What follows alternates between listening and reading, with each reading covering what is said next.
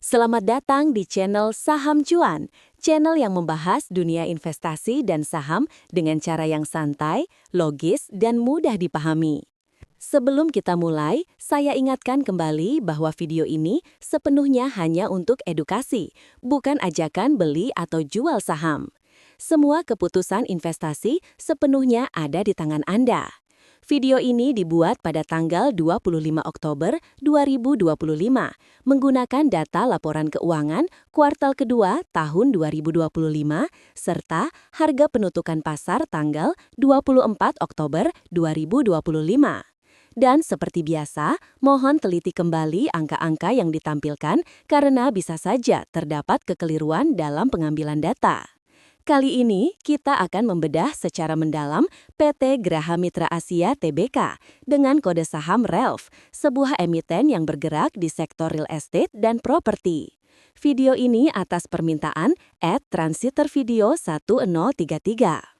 Profil perusahaan. PT Graha Mitra Asia Tbk atau RELF merupakan perusahaan yang memiliki kegiatan utama di bidang real estate yang dimiliki sendiri atau disewa.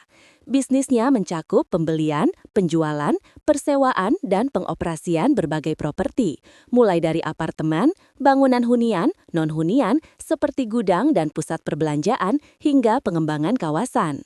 Menariknya, RELF tidak hanya menjual properti, tetapi juga mengoperasikan real estate-nya sendiri untuk menghasilkan pendapatan berulang dari sewa. Jadi, model bisnisnya mencampurkan dua sumber utama, penjualan aset real estate dan recurring income dari penyewaan. Struktur kepemilikan dan manajemen. Dari sisi kepemilikan saham, struktur RELF cukup menarik. Masyarakat non-warkat memegang 23,1% saham, ini adalah porsi publik atau free float. PT Relife Property memiliki 19,44%. PT Asia Intra Investa memiliki 17,3%. PT Nusa Perkasa Internasional memegang 10,5%.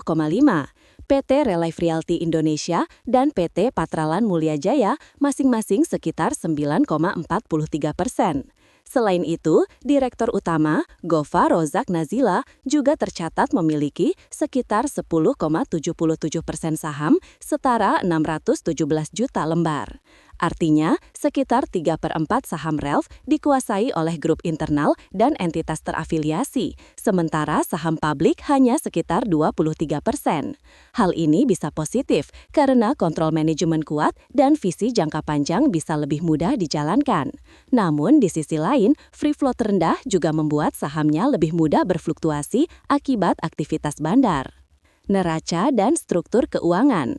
Sekarang kita masuk ke balance sheet atau laporan posisi keuangan. Pada kuartal kedua 2025, RELF mencatat total aset sebesar 303 miliar rupiah. Dari jumlah itu, ekuitas mencapai 241 miliar rupiah, sementara total liabilitas hanya 62 miliar rupiah. Artinya, struktur modal RELF tergolong sangat konservatif, dengan debt to equity rasio hanya 0,15. Dari sisi kas, perusahaan memiliki 6 miliar rupiah di kas setara kas dan total utang 36 miliar rupiah, dengan utang jangka panjang sebesar 31 miliar, sehingga posisi net debt perusahaan sekitar 29 miliar rupiah saja, relatif ringan. Rasio likuiditas. Current rasio 6,51. Ini sangat tinggi, menunjukkan aset lancar jauh melebihi kewajiban lancar. Quick rasio 0,45. Ini agak rendah, menandakan bahwa sebagian besar aset lancar berupa persediaan properti, bukan kas atau piutang yang mudah dicairkan. Dan benar saja, days inventory-nya mencapai 951 hari, alias hampir 3 tahun. Sementara cash conversion cycle-nya mencapai 943 hari. Angka ini terlihat ekstrim, tapi wajar untuk sektor properti karena proyek bisa berjalan selama beberapa tahun sebelum menghasilkan pendapatan. Namun bagi investor, ini artinya arus kas operasional RELF sangat sensitif terhadap waktu serah terima proyek. Jika proyek terlambat atau pasar melambat, maka arus kas bisa negatif meskipun laba terlihat positif. Dan hal itu memang sudah terlihat. Free cash flow kuartal kedua tercatat negatif 5 miliar rupiah. Laporan laba rugi dan profitabilitas. Sekarang mari kita lihat bagaimana kinerja laba perusahaan. Pada kuartal kedua 2025, Ralph membukukan pendapatan sebesar 18 miliar rupiah, naik sekitar 7,6% dibanding tahun lalu. Namun yang menarik, laba bersih naik jauh lebih tinggi, sekitar 65,2% year-on-year, menjadi 4 miliar rupiah. Itu berarti, meskipun pendapatan hanya naik sedikit, margin keuntungan meningkat drastis. Mari kita lihat margin-marginnya. Gross profit margin 48,9%, sangat baik untuk sektor real estate. Operating margin 21,85%, net profit margin 20,02%. Artinya, dari setiap Rp1 pendapatan, Ralph berhasil mempertahankan 20 sen laba bersih. Kenaikan margin ini bisa berasal dari efisiensi biaya, penjualan properti dengan margin tinggi, atau bahkan pendapatan non-operasional. Dan yang menarik lagi, perusahaan tetap membagikan dividen secara konsisten dengan dividen payout rasio sebesar 33% dan dividen yield sekitar 1%. Tren pendapatan dan pertumbuhan. Kalau kita lihat data historisnya, pendapatan Ralph memang fluktuatif antar kuartal. Tahun 2024, pendapatan tahunan sekitar 48 miliar rupiah. Sementara di 2025 ini, hingga Q2, annualized revenue-nya sekitar 35 miliar rupiah. Ada penurunan, tetapi laba bersih justru meningkat. Itu artinya, profitabilitas meningkat, bukan sekedar pertumbuhan pendapatan.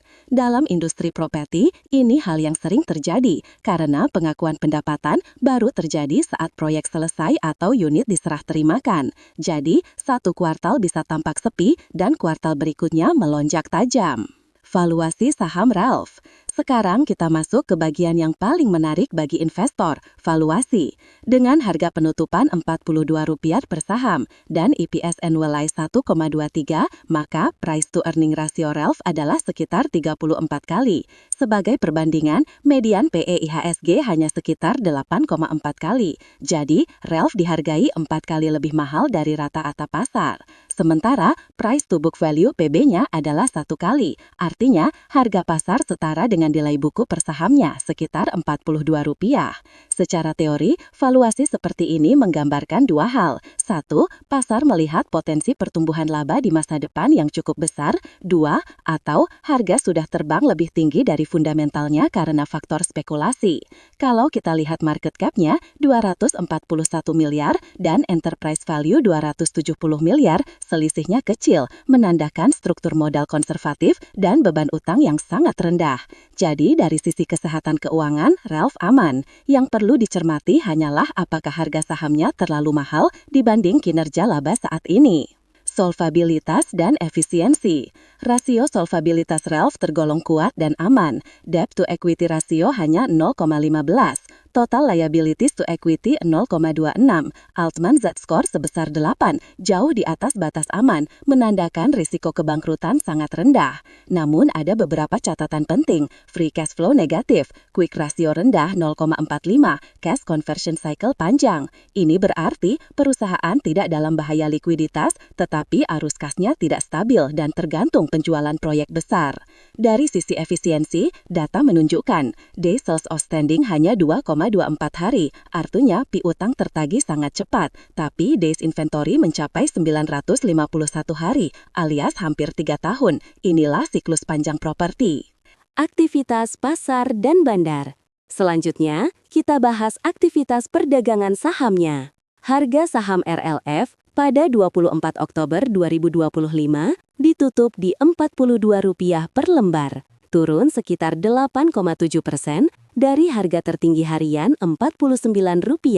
Namun kalau kita lihat kinerja lebih panjang, naik 110% dalam 3 bulan terakhir, naik 133% dalam 6 bulan terakhir, dan 162% dalam 1 tahun terakhir. Kenaikan yang luar biasa untuk saham dengan kapitalisasi menengah.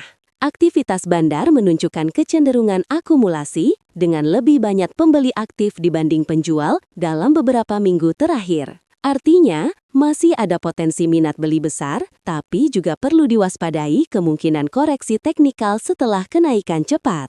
Kebijakan dividen. LLF termasuk perusahaan yang cukup konsisten membagikan dividen. Dalam 2 tahun terakhir, Perusahaan telah membayar beberapa kali dividen. Tahun 2023, total Rp0,90 dibayarkan 2 kali. Tahun 2024, div menjadi Rp0,19 per saham. Tahun 2025, diumumkan dividen Rp0,22 dengan ex-date 27 Oktober 2025. Dengan payout ratio sekitar 33%, manajemen tampak ingin tetap memberi imbal hasil kepada pemegang saham tanpa mengorbankan kebutuhan dana untuk proyek-proyek baru. Risiko dan tantangan. Namun tentu saja, setiap emiten punya risiko. Untuk RLF, ada 3 hal yang perlu diperhatikan. 1.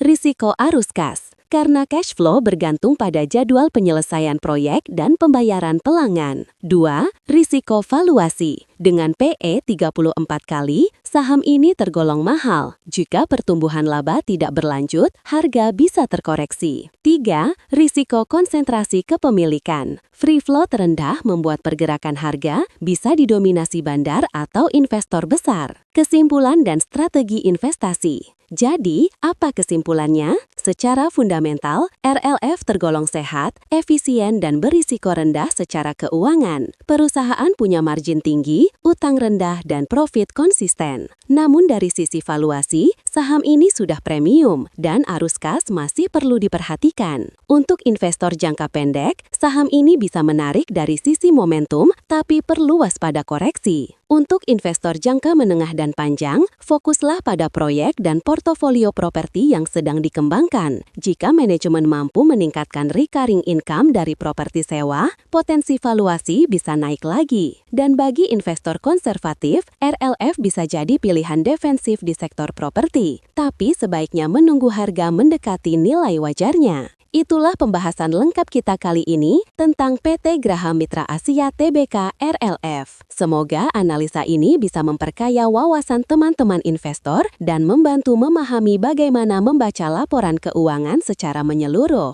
Jika Anda suka analisa seperti ini, jangan lupa klik tonton like, subscribe, dan nyalakan loncengnya agar tidak ketinggalan analisa saham menarik berikutnya. Sampai jumpa di video selanjutnya. Salam cuan dan tetap rasional dalam berinvestasi.